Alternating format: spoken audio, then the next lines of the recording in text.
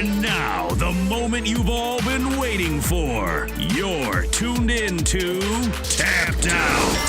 Hosted by Brendan Tobin and Sean Levine. Only on the BetQL Network. Welcome back into the BetQL Network. Final segment of Tapped Out. Producer Jake Milliker with my co-host Brendan Tobin. I'm the sports machine, Sean Levine.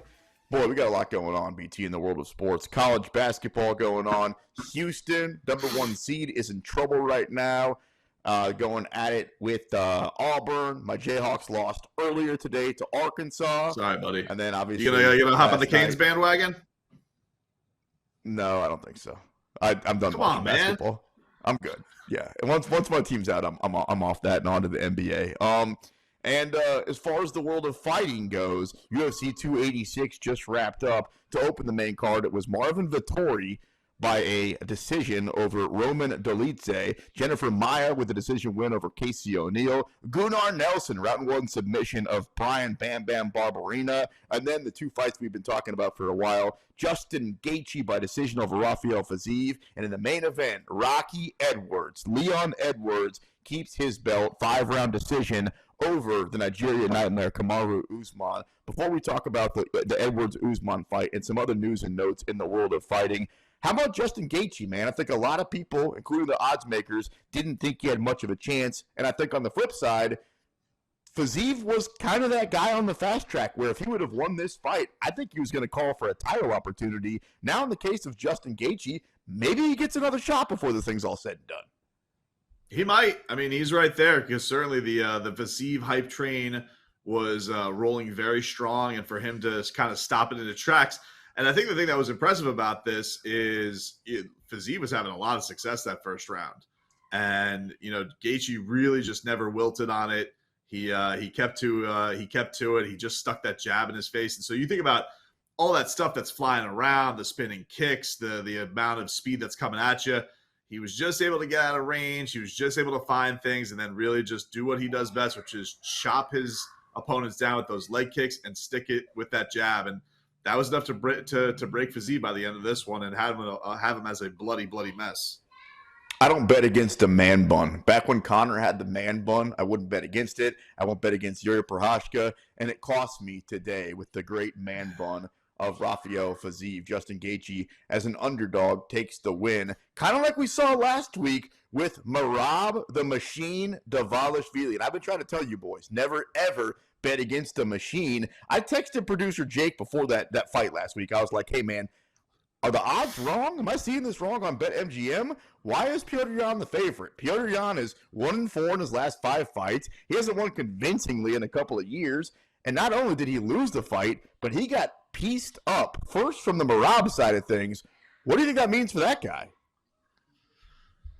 I mean, does he want to still be a good friend, or does he? I mean, if he wanted to, it feels like he would deserve a title shot. Even Dana said, like, I would reconsider that if I was him. But, he seems like a guy who marches to a different beat. He's very, very welcoming, and he's very, very grateful about, like, how Aljamain Sterling welcomed him into this country and got him to learn about life in America and all that type of stuff. And that stuff means a lot to him. Friendship means a lot to him. Those guys are legitimately like brothers. We've seen this stuff before with like Cain Velasquez and Daniel Cormier. Cormier was such a good friend that he went and made 205 pounds for the first, dozen fights of his career or whatever it was, when he had no business being a light heavyweight, but he didn't want to fight Cain. So I think that whenever Aljo moves on or loses, he deserves a title shot. And if it ever does come down to Dana White saying, hey, you have to do it, I guess they'll get there. But the guy is very clearly deserving of getting a championship shot. What would you do? I would take the Chuck Liddell, Tito Ortiz path, which is like, yeah, we're really good friends until I'm fighting for a belt, and then I put that to the side. Like, for those that don't know, Merab trains with Aljamain Sterling, and right now Aljo's the champion. Merab should probably be the number 1 contender, but said that he doesn't want to fight his guy. I don't know about you, BT, but friendship's cool and all until there's a belt on the line, and then we got to go at it. Yeah, it's tough, because we see this. I think probably the most recent example of this we saw where it really broke up public, it was Jorge Masvidal and Colby Covington. Those guys were tight. I mean, they lived together. And then they were mortal enemies, and Colby ends up leaving American Top Team and going out to move to Miami, and Jorge was kicked out of the gym and had to come back to Coconut Creek to train over there. But man, we talk about fighter pay all the time, right? And what a problem it is in the sport. That having that Willy Wonka golden ticket around your waist is a huge, huge deal. And if you have family, I would probably tell my friends to kick rocks if I was, if I had time to be a good friend and do that stuff. If I was in that situation, maybe I would. But no, if I had people to provide for, if I was in the situation, if I had now and I wasn't a fat ass, no, I would say, sorry, friend, we have to fight. And I got to go, buy a new lawnmower. So Mrs. tells me I got to fight you. Put a belt on the line. I'd fight my own brother. I'd fight you in a heartbeat. Put a strap out there. We're going at it. UFC 290 is official. John Jones and Sammy Miocic just feels like, and I can't wait to see that fight once it happens because John looks so good. It feels like John is the guy that everybody made him out to be, and it feels like to me, like Stipe is a plus 170. I can't believe I'm saying this about the greatest heavyweight of all time. He should be like a plus 250 or a 3-1. If John is that guy, and if John is motivated, and if he looks half as good as he did against Cyril Gane, I'm sorry, Stipe has no chance. It's the age thing that scares me with Stipe, just because I feel like I'm always with him wondering when is going to be the way it ends badly. To his credit, it hasn't yet. And I don't necessarily know if John's going to be the guy that like puts his lights out or anything like that. But yeah, it just feels like you have a guy in John Jones who unbelievably still looks very much in his prime with as much ring experience as he has. And with Stipe, if he was, if this was a few years ago, I think Stipe has got some pretty good qualities to go against John. I think he has a hands advantage, a boxing advantage.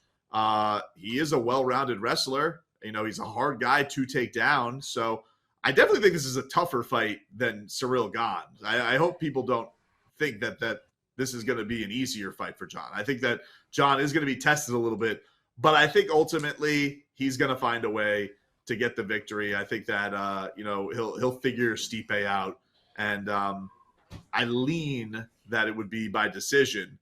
But for me, it's just a case of it's just Stipe's age that is the biggest hurdle here. I thought when DC knocked him out, which was 4 calendar years ago now, that was probably the beginning of the end for Stipe. And I even thought at that time you could make an argument that he was the greatest heavyweight of all time. Haven't seen him very active since then. Obviously, he took out Daniel Cormier. I wonder how comfortable people are getting with a guy who has taken that much time off, who fights as a heavyweight, and by the way, how old is he? Because you keep talking about his age. And a guy who's also getting up there in Stipe Miocic. I can't imagine too many people going to the window. 40. And look, I mean, you can fight when you're 40. You can win a belt when you're 40. You can win a belt at light heavyweight when you're 40. We saw Gilbert Teixeira do that at 44.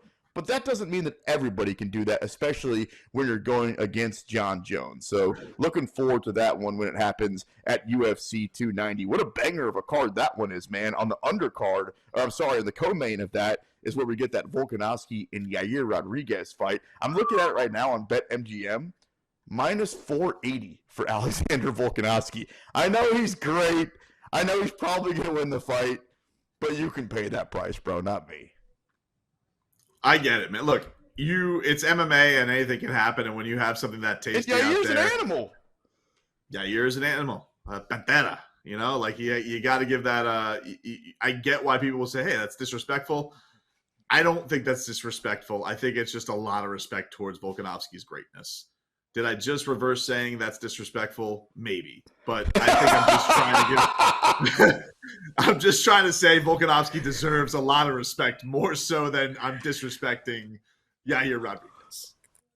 Well, that seems to be the theme of the show, which kind of brings us full circle. Because I remember we came on today, and I was asking you about Leon Edwards and what happens to his legacy if he's able to take out Kamaru Usman for the second time. Both of us honks came on and said, don't bet it. We think that Usman's going to win the fight. I said by knockout. You said by decision. Ultimately, Leon won on the cards. And frankly, pretty decisively, considering that he got that point taken away. All that being said, now that that's in our rearview mirror, I think you need to put a little bit more respect on Leon's name. I think that Leon, the same way that we talked about Kamaru Usman a year ago, remember, he had been on that long losing streak. He hadn't lost in 5+ years. He had taken out all these different guys, and now Leon's taken out that guy twice. I'm not saying that if you made me list the greatest of all time, that I'm putting Leon ahead of Usman, because I'm not.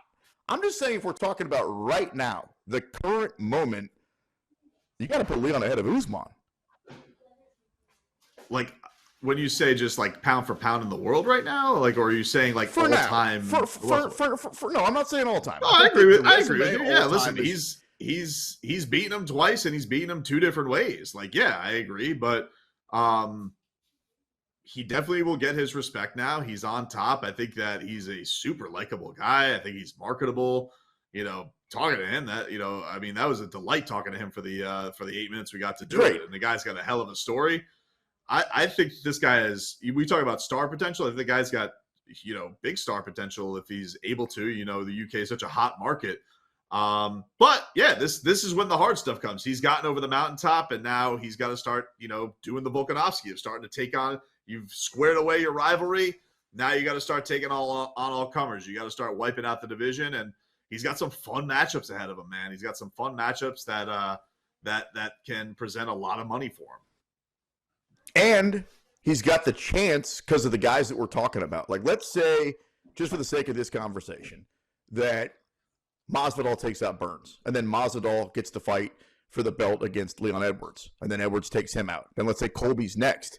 Now we're talking about basically the same resume of Kamaru Usman, right? Like, that's the top line on Usman's resume also. By the way, Dana confirming that Colby is next. So all that conversation could be thrown out the window. We're going to see Colby Covington, fun killer, according to Dana, and Leon Edwards next. Go make a power slap matchup. By the way, thank power you to slap Leon commissioner Rocky Edwards.